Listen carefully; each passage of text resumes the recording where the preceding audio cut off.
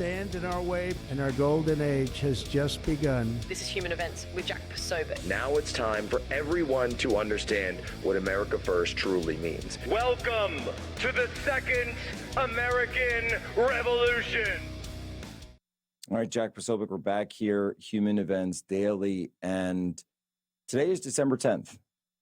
It is exactly 3 months from the day that a leftist assassin murdered our friend Charlie Kirk. And Charlie's book right now, which has been released posthumously today, is now #1 on all of Amazon, Stop in the Name of God.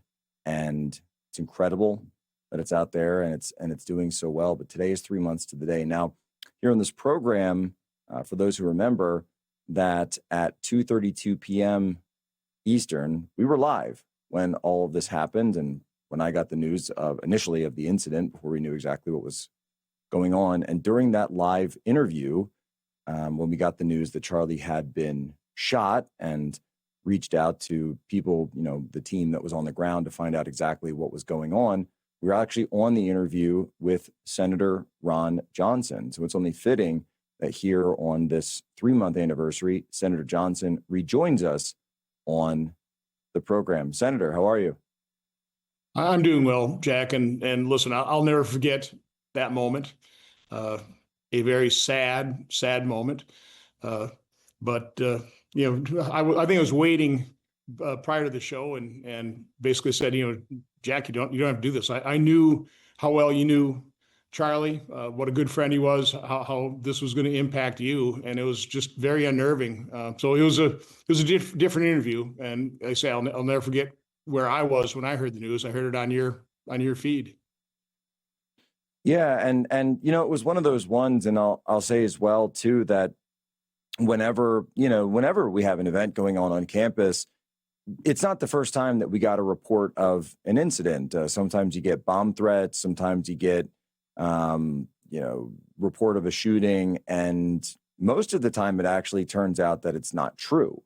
And so one of the very first things that I wanted to do before we said anything publicly on air was just to verify the veracity of these reports that were coming in. And I was getting comments in the live stream and on Twitter from viewers, people saying, what had happened.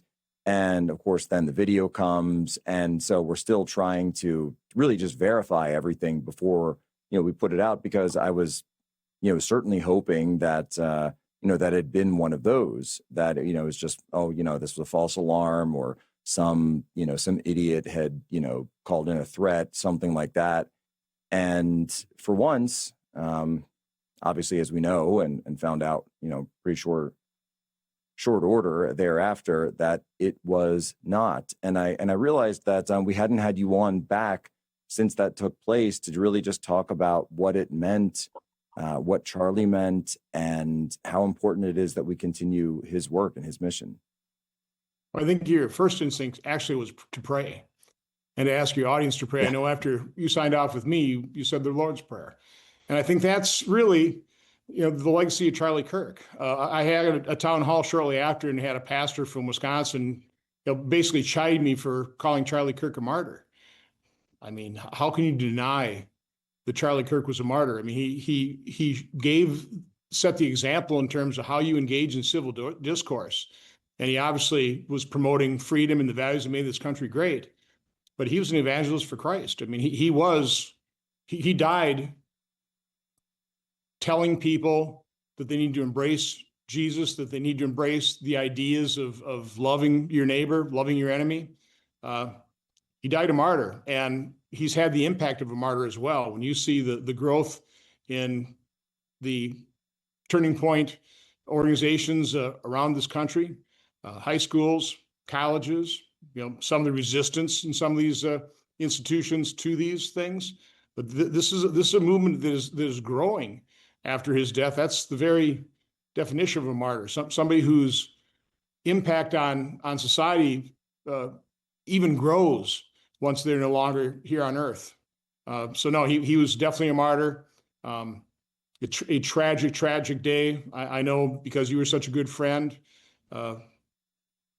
Impacts you. I don't know Erica. I mean, the level of grace that she has shown in the aftermath of this tragedy just again speaks to the power of faith, but also speaks to the legacy of Charlie Kirk, that he would found such a strong partner in life that would carry on his evangelical mission after he was gone. So no, it's again tragic, but out of that kind of tragedy, we just see an awful lot of good because of who Charlie was. Well, and I remember in the immediate aftermath, and I spent a day kind of being the face and hosted Charlie's show the day after, and then flew out to Phoenix. And I'll never forget the amount of vigils, the amount of prayerfulness, the amount of worship that people threw themselves into, and the gatherings, and the fact that they were all self-organizing. And it always struck me that Charlie would have loved the fact that people were organizing themselves. There was no big, text message campaign or, the typical sort of political stuff that we do on the grassroots side to get people organized or chase ballots or that type of thing. And this was all just people getting up off the couch and saying, we are going to gather together. And I really do think that the only way you can speak about it is in spiritual terms, because everyone knew that they wanted to gather together, that they wanted to be with like-minded individuals, and that they wanted to gather in prayer. And yet nobody told them that they had to, but they all felt that that's what they should do. And there's, for the non-believers out there, there's something to that. I think that's a testament, and I think that's a message that there is perhaps something greater than all of us that's animating this world. Well, I'm often not the most uplifting character because I'm talking about the dysfunction in Washington, D.C. and $38 trillion. But of course, what we witnessed in the aftermath of his assassination, I think basically gives me hope, because the vast majority of people are good. They're just by nature good. And I know we're born with original sin, but we also innately understand what is good, what is evil. And most of us the vast majority of us gravitate toward good. We want to be good. We want to conduct ourselves in the light. And it's people like Charlie Kirk that help bring that out in us and help the rest of society to see that that's where we should be. And don't just hide it. Come out, get involved, spread your goodness, let your light shine.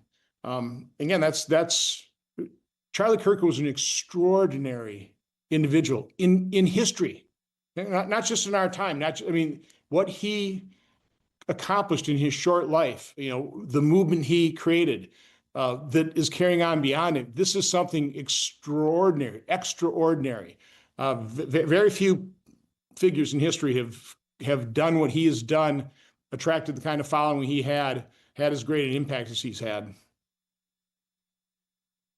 And you see it, we've had these events that have gone on ever since. And I certainly hope that we'll go back to Wisconsin. I'm a little bit privy to some of the operations up there and plans to expand the Wisconsin operations and plans for state chapters maybe not all over the country, but in many parts of the country where not only from the student chapters and colleges and the Club Americas in high schools, which are just expanding and really tripling, I think is the number that we're starting to see, but also state action chapters where people can get involved, perhaps even on a more permanent basis, that we're just inspired by Charlie. And, he's got the new book out, Stop in the Name of God. And I certainly hope that everybody picks up a copy. I got my copy.